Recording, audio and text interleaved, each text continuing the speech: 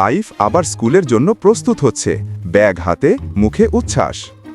আজ আমার স্কুলের দ্বিতীয় দিন, আশা করি আজ নতুন বন্ধু পাব। তাইফ হাঁটতে হাঁটতে হঠাৎ রাস্তার পাশে এক সুন্দর ঘাস খাওয়া পাখি দেখে। ওহ, কত সুন্দর পাখি!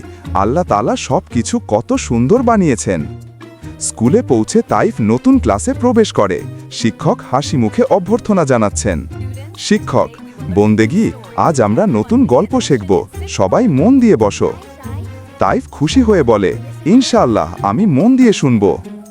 তাইফ পাশের বেঞ্চে বসে। হঠাৎ নতুন একজন ছেলে আসে। নতুন বন্ধু। হাই, আমি তাসিম, তুমি কি নতুন ছাত্র? হ্যাঁ, আমি তাইফ, চল বন্ধু হই। দুজনে হাসতে হাসতে হাত মিলিয়ে বন্ধুত্ব করে।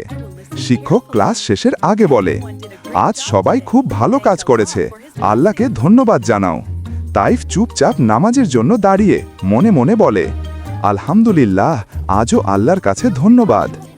স্কুল শেষে তাইফ বাড়ি ফিরে এসে মা বাবাকে গল্প বলে, মা বাবা, আজ আমি নতুন বন্ধু পেলাম, অনেক কিছু শিখলাম। শিশুরা নতুন দিনে আল্লাহর দয়া ও শিক্ষা থেকে আনন্দ পায়।